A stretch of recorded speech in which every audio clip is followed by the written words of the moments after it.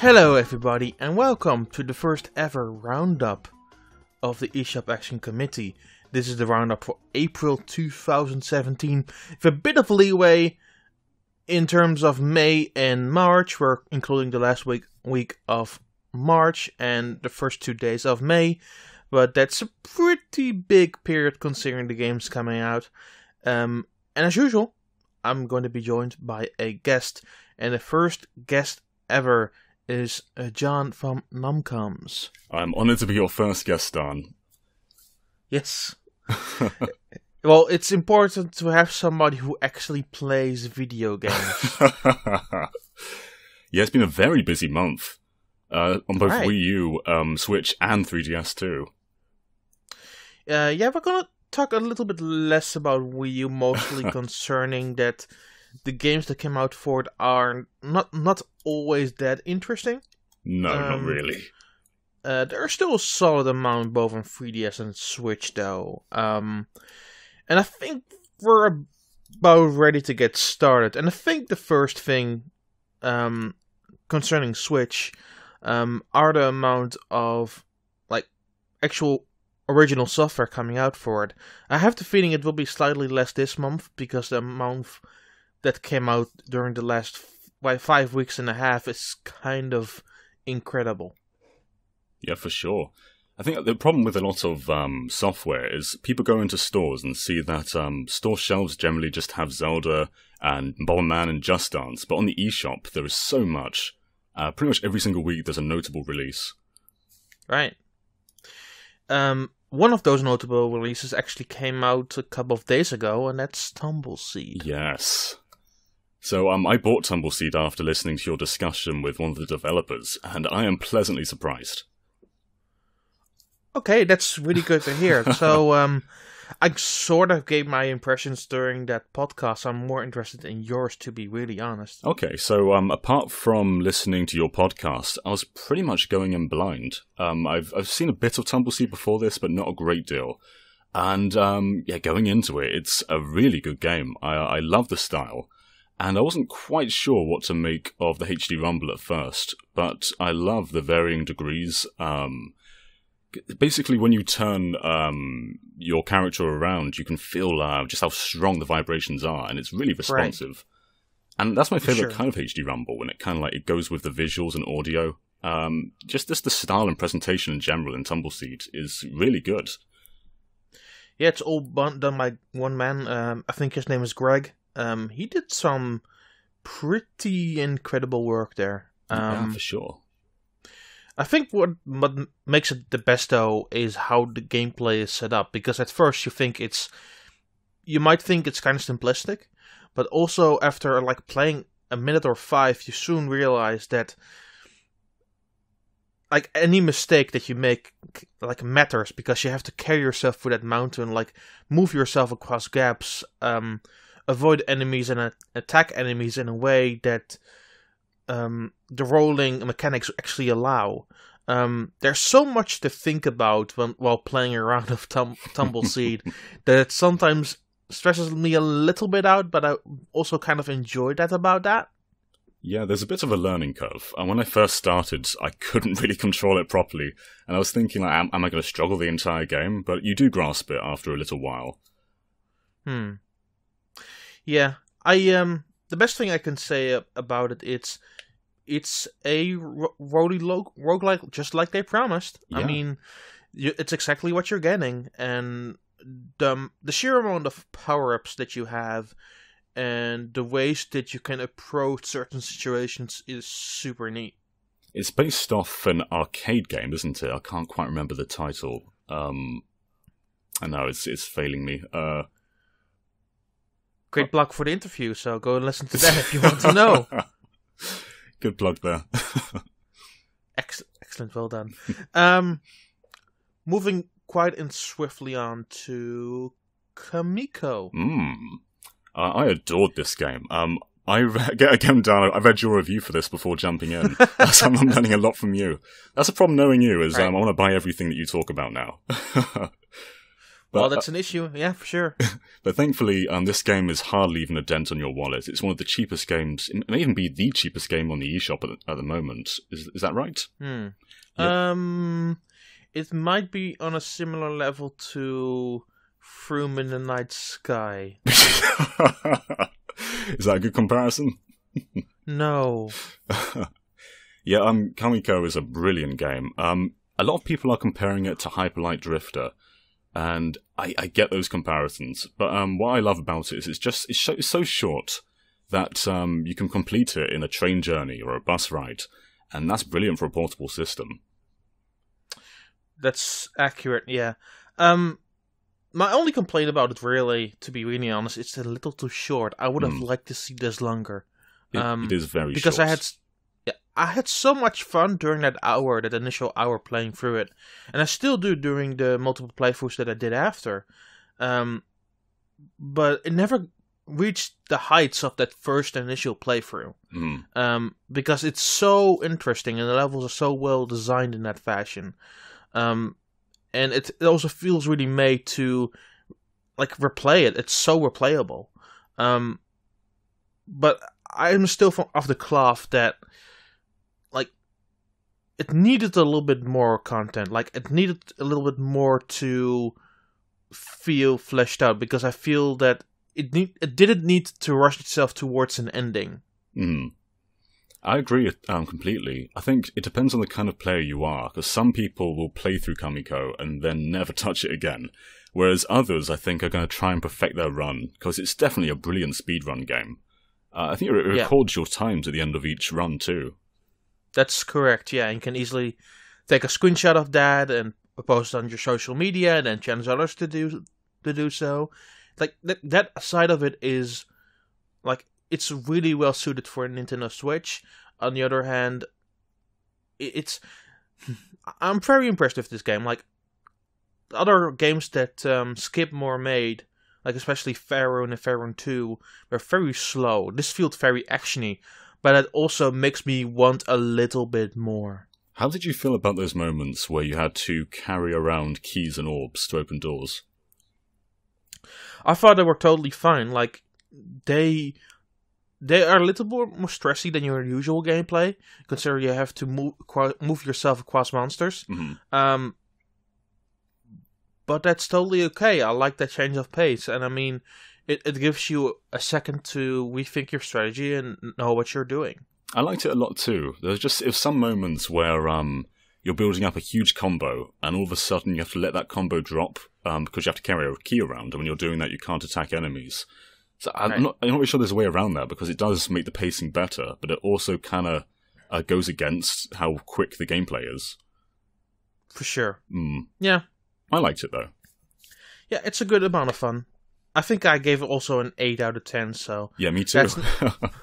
It doesn't mean it's a bad score. I think it's a really fun game, but do be careful if you're expecting something very meaty. I think if it was priced at maybe £10 or £15, my score would probably be a bit lower. I agree with that. Yeah, for sure. Because the value just isn't really there. The next one is Wonder Boy the Dragon Strap. Okay, I haven't actually played the remake, but I have a bit of experience with the original, so I'd like to hear what you think about this. For sure. Well, this is a remake of a Master System game that came out in 1989, so the year I was born. Oh, wow. Yeah, I played the original some years later down the line, and I actually kind of enjoyed it. The puzzles in themselves were a little obtuse in places, but I enjoyed myself good enough. What I was hoping with the remake of this game is that it would go and fix those problems a little bit. I didn't it didn't mean to overhaul the entirety of the game, but just make some of the issues it had initially a little bit more like easier to grasp, right? They didn't do that really. Like, this is a straight up remake from top to bottom. And like, there are some shiny new visuals to go with it. Like, it's a really nice drawn style that you can switch between. You can also go back to the original style, which is now in widescreen, which is great. Wow. But it's still the same game that you played back then. Right. And it doesn't go back on its design decisions from 1989, which is annoying in a few areas, especially when you have to attack enemies and the patterns of them doesn't seem to really stop. So you usually are forced to take a hit there. And some of the boss patterns that you encounter aren't always all that great, and the window of error seems really small. That being said, like, it's a really wonderful 3 to 4 hour game. I think I had a really good time with that. But I don't think I can necessarily recommend it for a gamer that doesn't have experience with older video games. Right. I actually played the Master System version only last year, and I liked it, but I wasn't in love with it, so I'm not entirely sure if the remake will really be for me. It does look stunning, though. The visuals look amazing. Like, new visuals look really good, and you can also like mix and match. So if you want like the old school music and classic sound effects with the modern art, you can still totally do that. It's a little pricey for my liking. It's €15 or I think £13. Right. I don't know if I can necessarily recommend that to somebody who doesn't have experience with Wonder Boy in general. But if you are up for a classic game, then I don't think you can do much worse than this. Right, so the original version is a bit pricey nowadays, so would you recommend that somebody goes for that, or the remake for the first time? Or if you're interested in playing it, then I definitely would go for the remake, because again, you have the options of doing it classical and with the new visuals, so you have multiple options and an attitude of options for you there, but it's something that you need to keep in mind, that it's not really updated in the way that you think it is. Okay. Yeah. I want to be a little bit more positive on it because I do kind of like it, but at the same time I do realize that it's a niche group that's really going to enjoy this game. Right. This was mostly on my radar for the new visuals, but if it's more or less the same game, I'm not entirely sure if it's my next purchase or not. Maybe in a sale, though. We haven't really had an eShop sale yet, though, have we? We know we haven't. And it seems like with the stuff surrounding the online servers, that might be exclusive to people who purchase the online service. True, yes. I wonder if it would be a bit like PSN Plus, where there are still sales, but then you get further discounts if you're a member. I don't know, it's hard to tell with Nintendo sometimes. Yep, Nintendo is being Nintendo, which is them being Nintendo. Yeah, but we still have my Nintendo Switch rewards, which are just in this grayed out section of the site. So I wonder what they'll be. I imagine that those would be themes, but we're not going to see them for a while, I imagine. Nope. Anyway, we're moving swiftly on to Mr. Shifty. That was a very good transition there. 10 out of 10 transition. Would transition again. Have you played this one? I haven't, but I was intending to, so maybe you can sell me on it now. I could try to do that, for sure. Mr. Shifty is what you would get if you put a stealth game and what is it? Is it Hotline Miami you're thinking of? Hotline Miami, yeah, in a blender. And I think it does that wonderfully. Like, Mr. Shifty is all about approaching your opponents from a way that they don't see them, because once they shoot you right in the face one single time, you will have to start that last section all over again. You need to be very precise with where you're going. You need to land punches as quickly as possible against opponents, and move out of the way when situations become tricky, as the name Mr. Shifty pretends to. But it's those two mechanics that really really force you to through the entirety of the game. And I feel that with only having those two base mechanics with a few others sprinkled in between, like picking up stuff to attack with, I feel that Mr. Shifty is a really effective game in using those mechanics and not feeling overly complicated or too long. I think I beat it around 4 to 5 hours. I got a whole bunch of deaths with that, so don't feel I don't think I'm that representative of what the final length really of that game is. But I had a really good time with it without being too frustrated with it, because the checkpoints are very lenient. They don't punish you too hard for making too many mistakes, and the backstory behind it is actually kind of clever. So I adored both Hotline Miami 1 and 2. How would you say this compares to those, quality-wise? It's Hotline Miami with a shifty mechanic but without the gun. Okay. It sounds very interesting. So I think this is on my radar more than Wonder Boy is, for sure.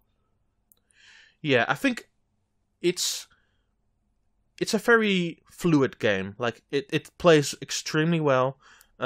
You always know what you are doing, and it is also a really nice game if you want to play it on the go in handheld mode.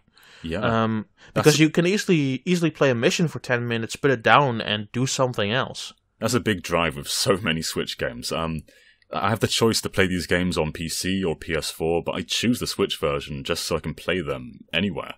And I think Mr. Shifty's also on Steam as well, isn't it? That's correct. And yeah, I've heard some people they want that version to have a higher frame rate. So, do you think portability is more important than frame rate for this? Yeah, absolutely. I think this is a great portable game, and don't get me wrong, it's perfectly playable when you play it at home. But missions are so fun to play through, and with, say, 10 minutes in commute, it's perfect to play a level that way. Mm-hmm. So I had Hotline Miami on PS4 and Vita, and I started on PS4. But it didn't really grip me until I started playing it on a train on the Vita, and that's when I really fell in love with it. So I think that's probably going to be the same kind of scenario with Mr. Shifty. Yeah, that seems the best scenario, really. But again, I think it's totally worth it. The game's asking price seems really fair. I don't remember exactly what the asking price is, but I remember it being really fair. I can't remember either, but yeah, I think it's around £10. I don't know. Something like that, for yeah. Sure. But it's it knows exactly what it wants to be. It doesn't drag too long, and once you're done with it, you can easily go back and replay some of the missions for time's sake, or doing with less deaths, or being better once you know all the mechanics really, really inside out. So it has that going for it as well. Right. The next game that you can't really play in portable mode, though you can, once again, perfect segue, is Jackbox Party Pack 3. Okay, I haven't played the Switch version, but I have played this on PS4. I was actually a bit disappointed that we're getting Jackbox Party Pack 3 over 1 and 2, because in my opinion, this version has probably the weakest modes of them all. I'm not sure, how was your experience with Jackbox? I played the previous two Jackbox Party Packs too. I do wish that, especially 2 was on Nintendo Switch. Mm-hmm. But it doesn't mean I hate anything in the third party pack. I think there's still plenty of good stuff there. Especially how you can set it up to play it with other people online, or like in a stream or something. Mm-hmm. Like, it's really well put together that way. And I think that like elements like Quiplash 2, the Murder Mystery Trivia Party and what have you, and TKO, which allows you to make your own t-shirts, compounding slogans and everything. It's super, super dumb fun. Yeah. That's this game in a nutshell. It's the perfect party game. It's the kind of game you can play with a bunch of friends who have never touched a game before, because it doesn't really require traditional game input. You play with your phones. or your computers or whatever else you have that connects to the internet. So yeah, anything that has a web browser, you can use it. Yeah. I think I was playing Party Pack 2 once with the Wii U gamepad, so you can literally play with anything. Yeah, I'm not so sure if you've never played Jackbox before, you should probably go for one of the other packs, but if you necessarily want the Switch version, then this isn't a bad buy at all. Yeah. According to the developers, they try to feather a phone to this, and I have done this with other games, and it seems that the online servers seem to hold up like extremely well, like while feathering to a phone. But it seems like a game that you would rather play with people at home. Yeah, definitely.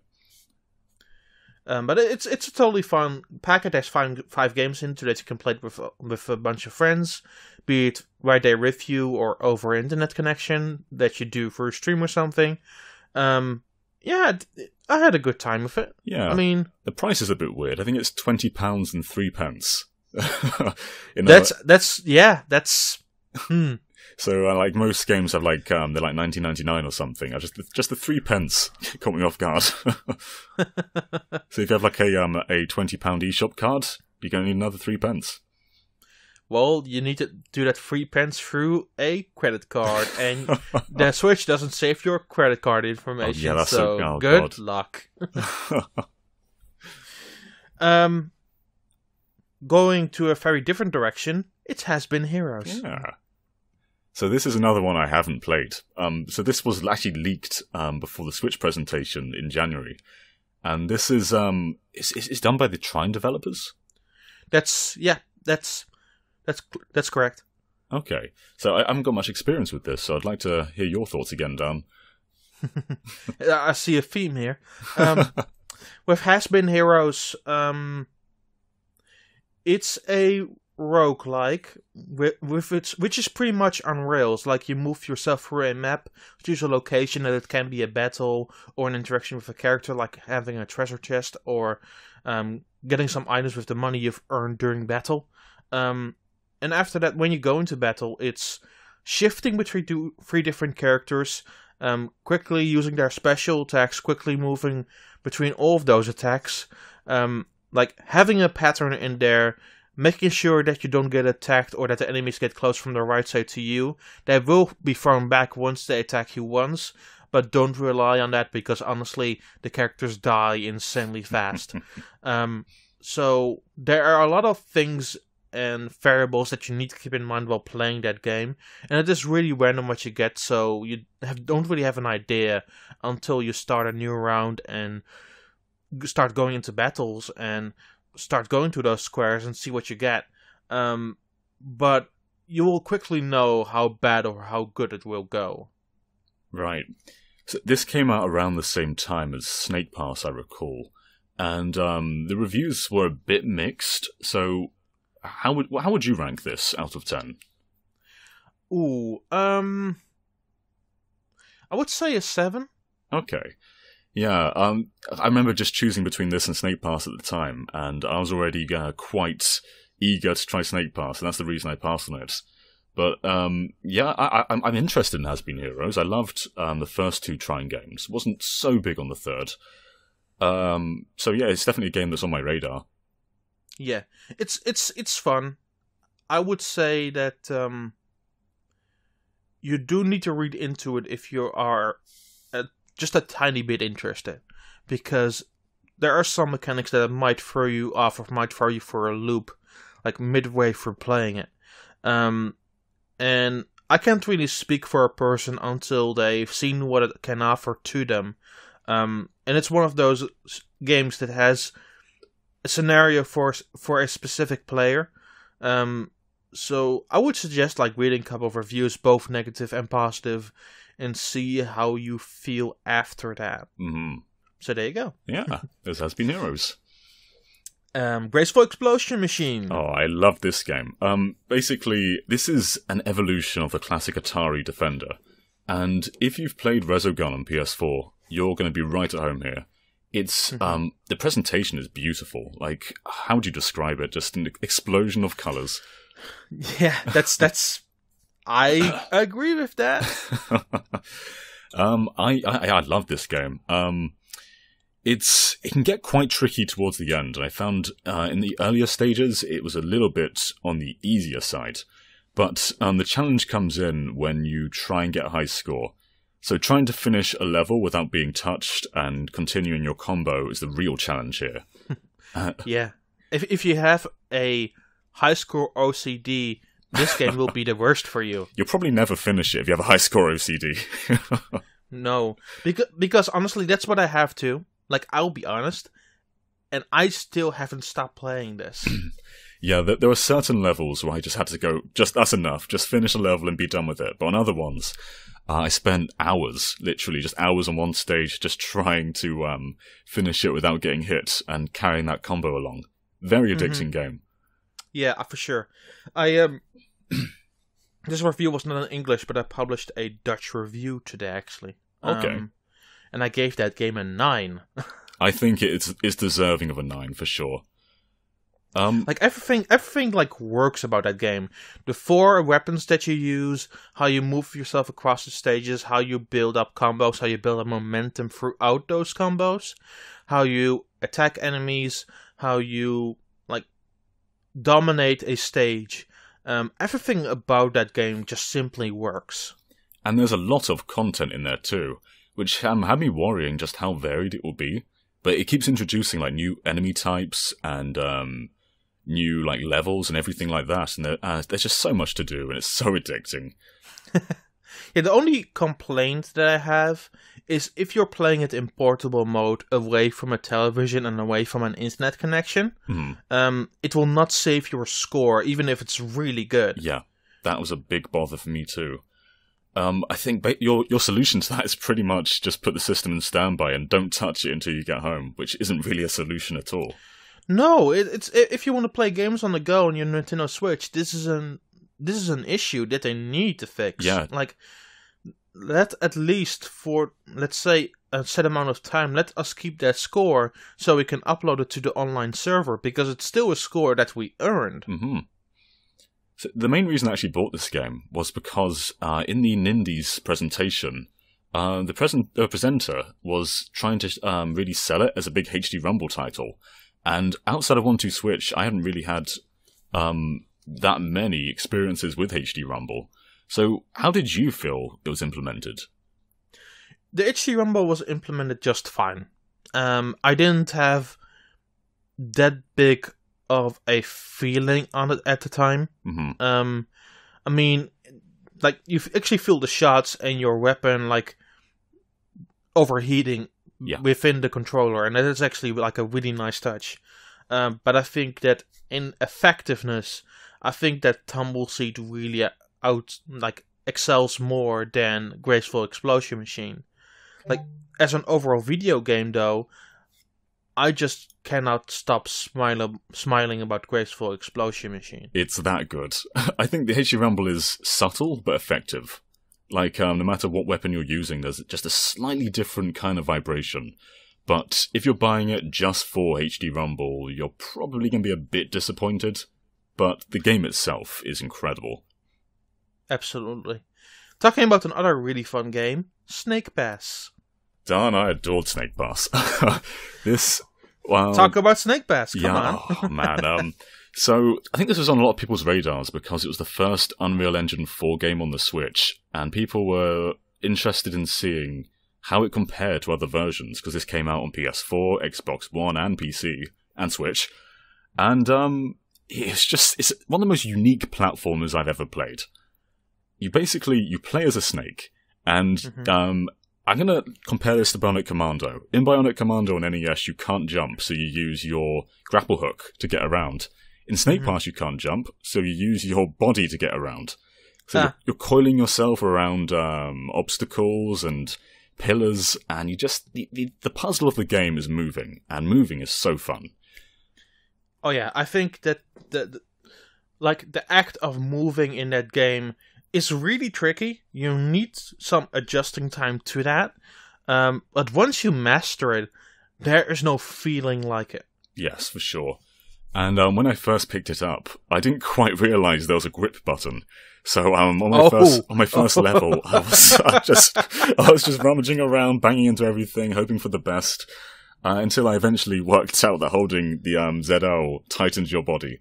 So that's definitely worth knowing. Oh, wow, okay. Yeah, that's good. I felt that's very good. silly after figuring that out. Wow. I don't think I'm alone, though, because I was watching a few reviews, and some and the gameplay in some of those reviews just have people just sort of like flipping around everywhere. I mean, it's not necessarily a wrong way to play that game, to be honest. But you really need to master the grip button and how you move around with Snake. Especially if you want to get like the medals or the extra collectibles within those levels. Mm-hmm. If I have any complaints, it's that the checkpoint system can be a bit finicky at times. So basically, when you hit a checkpoint, you bank your progress. So, and if you fall, you lose all that progress. And some of the hardest collectibles in the game are right over death pits. So let's say you've collected a bunch of those blue orbs and you see a coin in the distance. It's a gamble to whether you actually go for it or you go and bank all your collectibles so far. And it can be really frustrating to lose like minutes of content. It's really annoying, yeah. What I did is I would bank most of the orbs and then go to a checkpoint. Mm-hmm. So I have free roam with the coins, let's say. I mean, it's still not an ideal to play it. Naturally, you want to have more frequent checkpoints. But at the same time, I found that to be the best and effective way to deal with that situation. Yeah, I think maybe an autosave could have worked, but it also would have defeated the point of a lot of it too.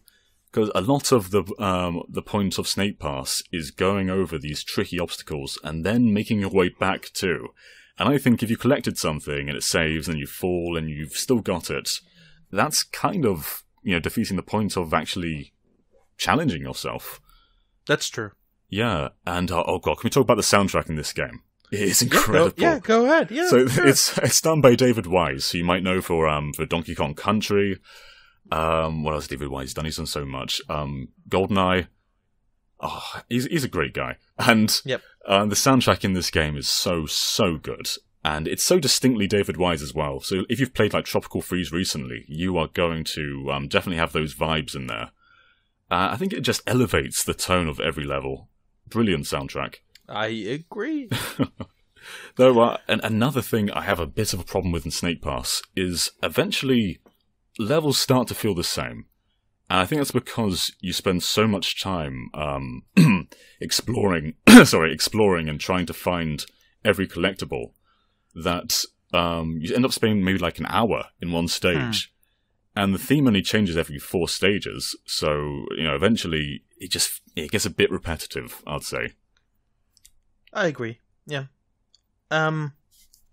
Yeah.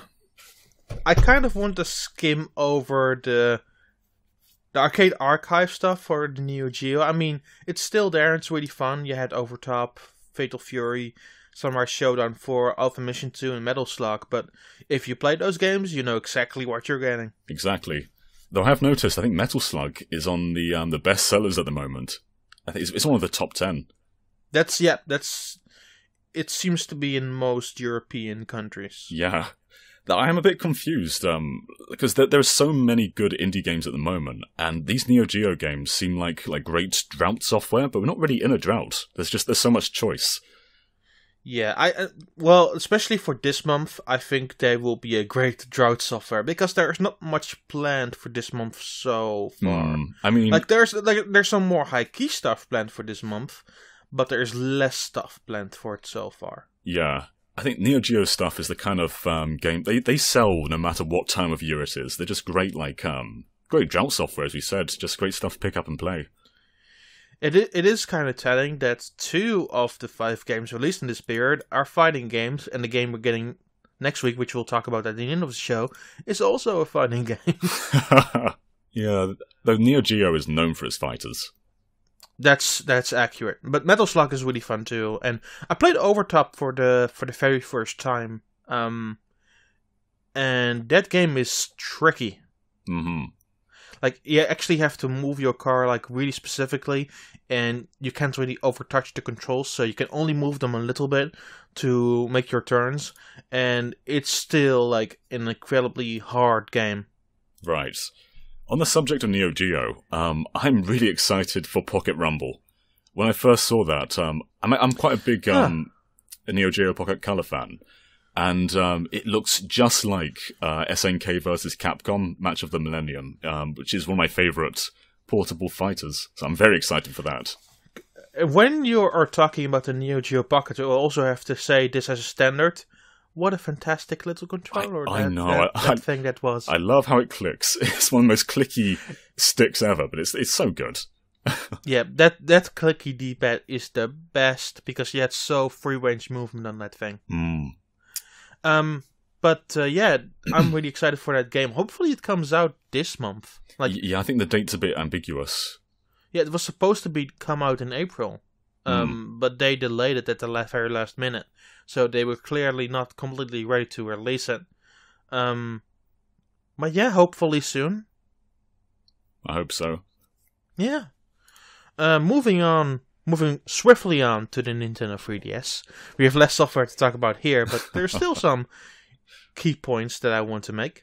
There was Urban Trial Freestyle 2, which I don't know if you played the original or the second one. I know of them, but I've never played them, no. It's basically a Trials game. Yeah. That's where it comes down to. It's basically Trials for your 3DS. And as that, it serves its purpose perfectly fine. Like, people will call it a Trials clone, they know it's a Trials clone, but it's an entertaining Trials clone at the very least. And it's one of the only solid games that Daan actually releases. Sorry, Daan. But it's true. I wonder how these perform, because Trials is a pretty popular brand, and there's especially a lot of like Flash game clones too. So I imagine there's a lot of maybe younger people like yearning for a 3DS clone of Trials. Yeah, and this one does the trick. Mm-hmm. So if you are interested in having a Trials clone on your 3DS, like the original was perfect for that, and this one actually launched with a discount that's now done. But I think the original did extremely well for that to even happen. Right, for sure. Yeah. Talking about something more high-key, and that was Team Kirby Clash, which came out after the Nintendo Direct presentation. Really nice surprise. There's so much Kirby stuff on the horizon. I can't wait to see what that 4-player game is. Yeah, and I can't wait for also the other downloadable game that's coming out this summer. Yeah. But we first got Team Kirby Clash, which is a free-to-start game where you do the same things as that mini-game from Planet Robobot, where you are in a team of 4 different Kirbys with each their own class, and you use attacks to defeat various opponents in a boss rush style fashion. The big difference here, it's more mission based, and there's a lot of content there, like way more than the original. But it also relies on micro payments of apples. Right. And the highest you can do is actually €20. Oh god. Yeah, I do wonder how many people have actually spent money on this game. I don't think that many have. I think that some try to force their way through that stuff with that stuff, and that's on them. I mean, I can't really blame them. I did the same with the Pokemon Rumble game on the 3DS eShop. Right. Yeah. Super Pokemon Rumble. And that made it actually worth it because it's a one-time payment, and then you literally can do anything. Like, you can pay the highest amount, and then you can literally do anything in the game. Play every level, do whatever you want, and actually have a really solid time with that game. And I think this is a similar situation. Once you have the highest payment, you can enjoy all the content in the game. You're basically then paying for the game. But you can do anything you want in there, which makes that game way more enjoyable and less like force feed every single day. Right. So if you've played this in Planet Robobot already, would you suggest that you expand it in this? Well, if you really like that game, then absolutely. Like, this game is way more for a feature than an original, because the original had like 4 or 5 missions, and you were done with it within an hour. I put like a good 6 to 7 hours into that. Right. I didn't really play the extra games in Robobot that extensively, so yeah, I don't know. I quite liked the 3D one. That was very fun. Yep. You can actually play this online and locally and what have you, so all the options are available to you. That's very cool. So I would, it's a highly recommended here. It's a game that needs maybe a lot of time or / money, depending on the kind of person that you are. But I think you're getting quite a solid experience out of it, to be really honest. And more Kirby is always welcome. Well, yeah, that's true too. Kirby always finishes off a console's lifespan, like with the Wii. Don't say that. Don't say that yet. It's not done. That's true. That is true. Though we do. Is the 4-player one? Is that due for this year or next year? Yeah, it's a holiday title. Okay. Yeah. The next up is Go-Go Coco Polo 3D. Can't say that 4 times fast. Go-Go Coco Polo 3D, Go-Go Coco Polo 3D, Go-Go Coco Polo 3D, Go-Go Coco Polo 3D. It's not that hard. Yeah. It's not that hard. So what do you make of this? I played the original on DSiWare a lot. Like, it was a late DSiWare title, which I thought was super fun. And this is the follow-up of that. This is basically the sequel to that game. In which you move a cat around at high speeds, slash at enemies. Those enemies will follow you around. You will lead them to a certain goal, and a plant will slaughter them in cold blood. You need to collect like some food items, some other items over there to increase your score at the very end, and then basically you move on to the next round. It's a very fast game in which you can complete rounds within maybe a minute and a half. Sometimes it becomes a bit more lengthy because you don't know where you're going.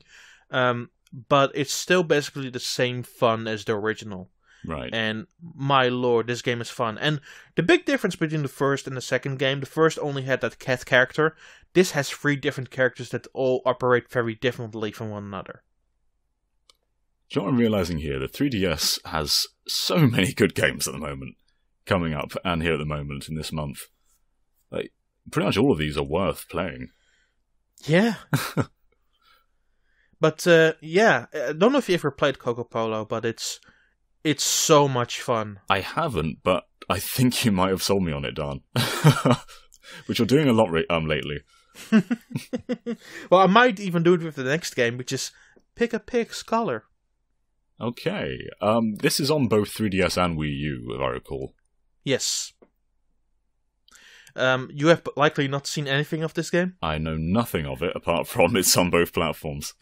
Do you like Picross? I do like Picross. Would you like Picross with... So, instead of... Well, there are numbers, but instead of that being the main focus is colors. That sounds interesting, yeah. You have just imagined Pic-a-Pix Color. So what's this priced at? I think it's about... It's somewhere between 5 and 10 euros. Okay. I think it's on the lower end of that. They have also released a bunch of DLC for both versions. Right, that's interesting. Yeah, I love the concept already. Yeah, it's a really, really fun little game. It's made by Lightwood Games, who also made a lot of those Sudoku games and those word puzzle games. But this is the first one where I just really, really enjoyed it. And it's because of its like of how much you need to keep in mind. Because next to the numbers, which has been a staple of, say, every single Picross game, you also need to keep like the row of colors in mind. Like, and sometimes, especially in the later puzzles, those can be 5 to 6 colors. The max is actually 5 when I think about it. But you do need to ensure the right that they take on the right position, that they are placed right, but also that you're doing the colors in the right order, which gives you a little bit more to think about. Sounds like there's quite a lot to it. I'm interested. I'm very interested. So it's a lot of fun. Would you suggest on Wii U or 3DS for this game? At the end of the day, it doesn't really matter. I honestly think it's better for 3DS, obviously, because it's a puzzle game. And why would you play a puzzle game on a home console? Right. And it comes with like 150 puzzles right from the box. And it ranges from difficulty from 5 to 5 to 20 to 20. And if you really enjoy that game, and I think the game is relatively cheap, you definitely can get like even more DLC later down the line and enhance your experience through that. But I was really surprised by how fun that game actually is. That's very cool. The last one is Subara City, which is another Circle Entertainment release. And usually with Circle Entertainment releases, you don't necessarily know if they're good or not until you start playing it. Subara City actually, it has an interesting premise because you need to throw apartment buildings together and throw bigger buildings and just enhance them every single time. It's a bit like those slide puzzles where you slide numbers into one another and then let them grow, right? Like 2048.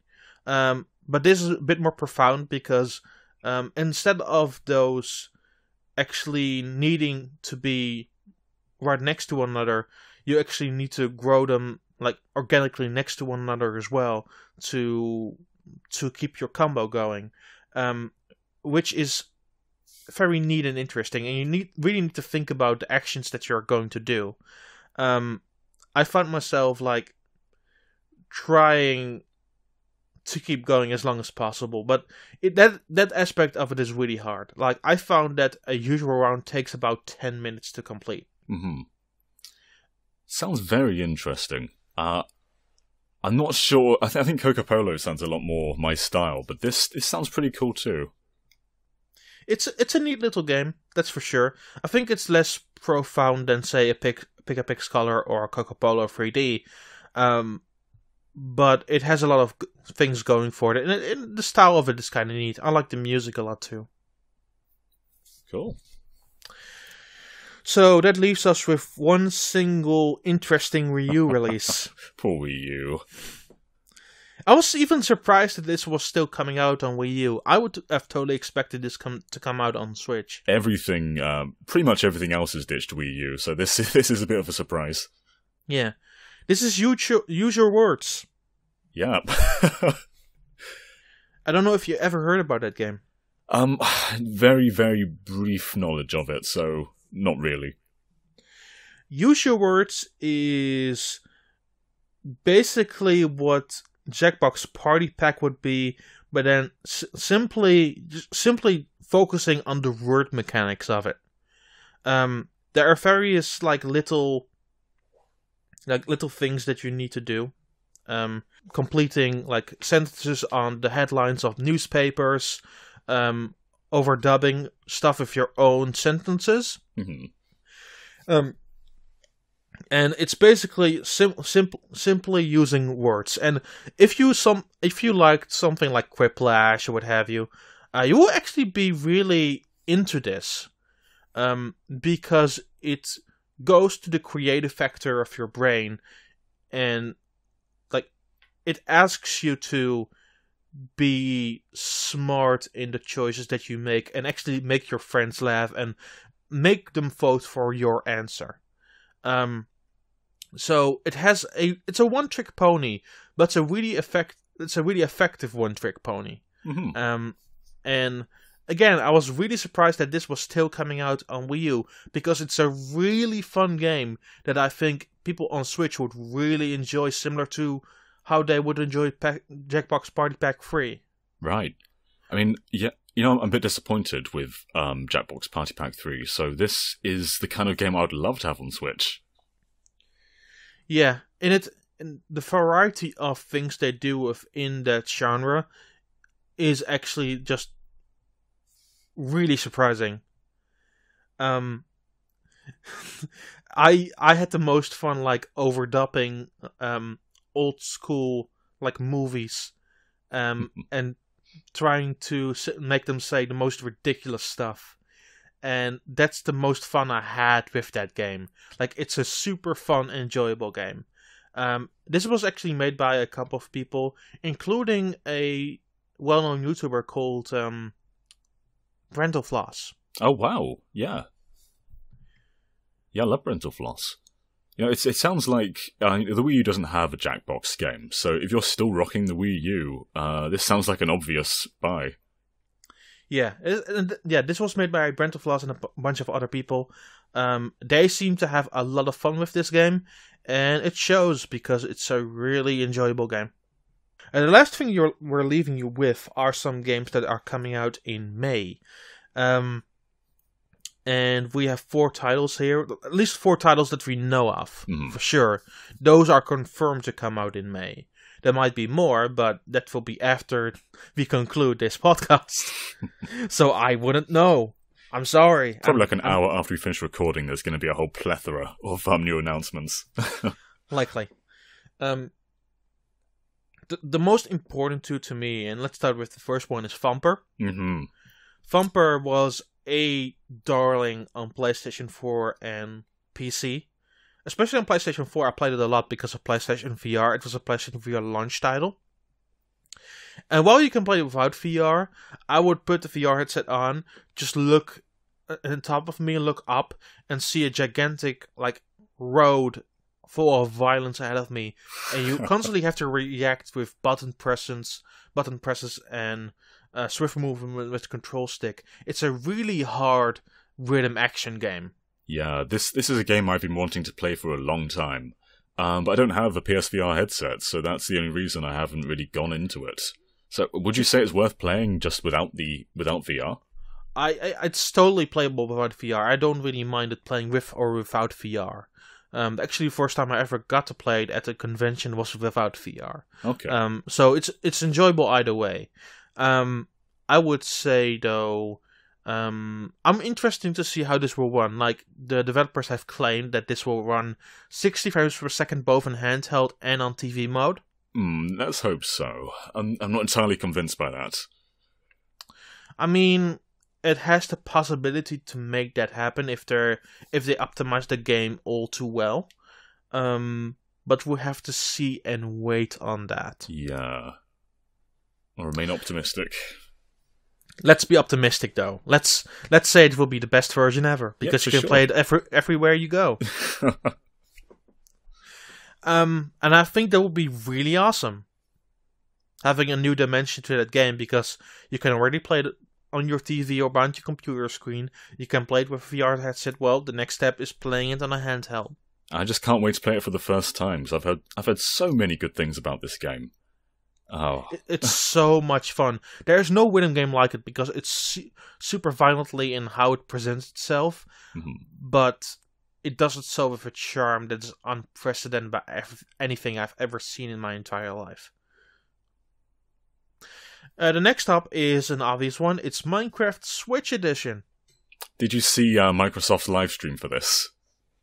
There was a Microsoft live stream? They live streamed it. It was probably one of the least professional live streams I've seen in a long time, though. So basically, they had some developers playing the game, but they weren't actually showing us what was. They didn't show us a direct feed, so it was them just holding up the Switch unit every now and then. They're playing in handheld mode, so every now and then they just kind of showed it to the camera. It was very hard to watch. At the same time, it also shows that they're dedicated to bringing this to a Switch handheld experience. Yeah, I think that's what they're trying to show, like how unique this version is compared to other ones. But it wasn't the best stream they could have done. But they have claimed, I think it sits between the PS3 and PS4 version in terms of world size. So they've kind of made this version from the ground up. Yeah. Yeah. Yeah. And I think that's I think that's totally within their possibilities. Also at the same time, it's also the first handheld version.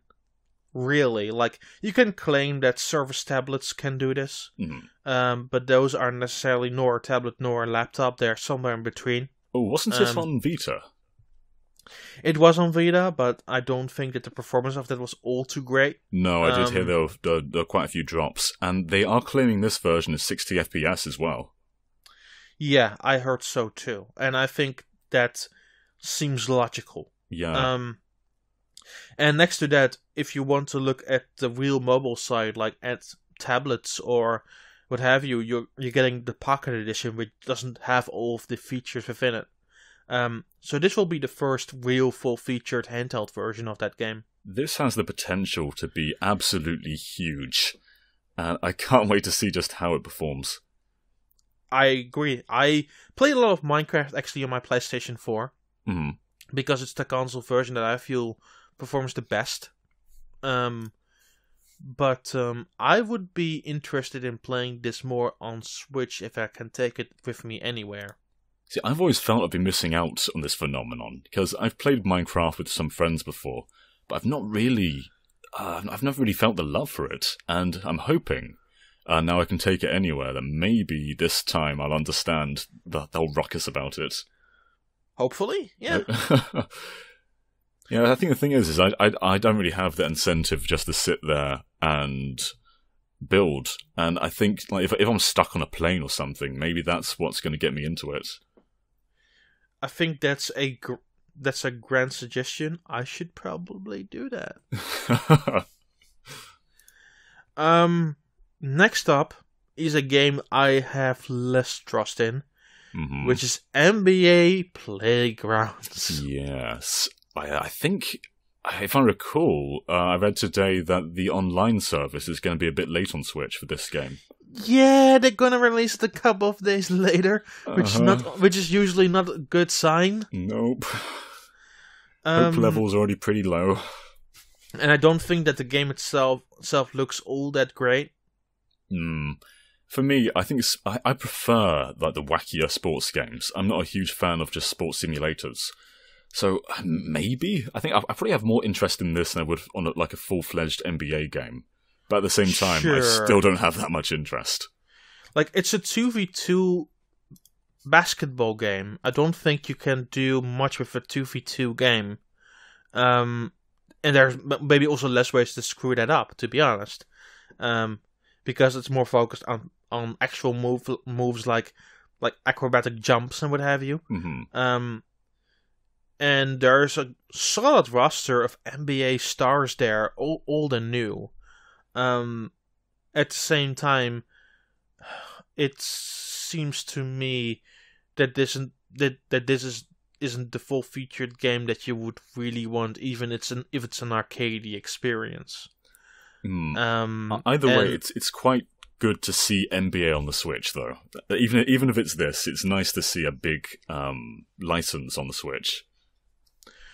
Yeah, and this month is a big month for big licenses like Street Fighter 2 and NBA and Minecraft, but I think this is the one I would wait rather for the actual NBA 2K game than this, because at least 2K makes it decent. This doesn't seem all that decent to me. No, it's more something, if you're really into NBA, maybe this will tide you over until then. But I'm not really sure how successful this will be. Yeah, it comes out next week. We'll see. But I don't know. That's the thing. We don't know. Yeah, maybe it'll be the best game of all time. Who knows? I doubt that. But the last one is another ACA Neo Geo game, and it's Garou: Mark of the Wolves, or AKA the best fighting game on Neo Geo. I saw, I think it was Emily Rogers hyping this up earlier.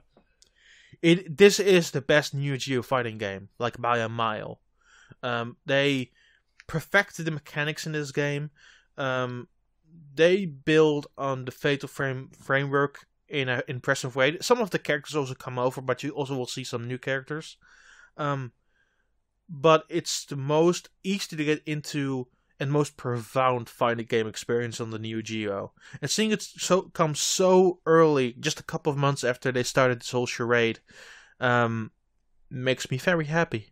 See, calling it the best Neo Geo fighter is a tall order, because there are so many amazing franchises, so many amazing fighting franchises on the Neo Geo, and I've actually never played this game before, so I'm not a huge buyer of Neo Geo games on the Switch because I've played a lot of them previously. So this might be my my second Neo Geo purchase on the Switch. Not bad, not bad. But this game is worth it. This game is absolutely worth it. Well, that actually might be my most excited Switch game of May in that case, because I've heard so much praise about it. But yeah, that's coming. That's all what's coming in May for sure, and I think that's gonna wrap it up for now. Okay. We've been running for well over an hour for some reason. Well, it's been a great month. There's been so much varied releases, and it seems like May's going to be just as good. Hopefully, yeah. Hopefully, there will be a bit more to talk about on 3DS, and I'm not sure about Wii U. To be really honest, I mean, your Wii U is getting that Darksiders that we mastered this month. And I think it just got Bonk's revenge on TurboGrafx. That's true, too. I forgot about that. Oh, poor Bonk. It is funny how the Wii U continues to have a pretty good virtual console. Especially recently. That's because the Switch doesn't have a virtual console. That is true. Can you imagine if they just don't bring any of it over and all that Wii U stuff is just trapped on the Wii U? Man, don't say that. I don't want to jinx it, but I don't get why they're bringing so much over if it isn't coming to the Switch. It must be. Don't say that. Please don't say that. Anyway, thank you so much for listening, everybody. This has been a very long and interesting discussion with me and my good friend, Mr. NomComms. Thank you. It's been very nice being here, Daan. Where can people find you, good sir? Well, we are a small YouTube channel with a big heart. And you can find us at youtube.com/nomcoms, where we review games, specifically Nintendo games. And we also do a bunch of other stuff too. Sometimes top 10 lists, sometimes these little vlogs called JohnComms, and just covering Nintendo games. And you can also follow me on Twitter at NomComms. We do that for sure. He needs more followers, damn it. Yeah, it's true. And he needs some love. You can follow me at Nintendaan, that's NANTENDAAN. Next week, there will not be. Well, next week will be the second week of this podcast. But usually, what I would plan is that Tuesday would be an interview, Thursday would be a special. But concerning the length of next week's interview, which is about 80 minutes, I'm actually splitting that up in two parts. So next week you'll hear the first part of my interview with Brian of Image Inform, and Friday you will hear the second part. What I will do the week after, you will have to see and wait. That's about it for now. We want to thank you all for listening, and have a great weekend. Bye bye. Bye everyone.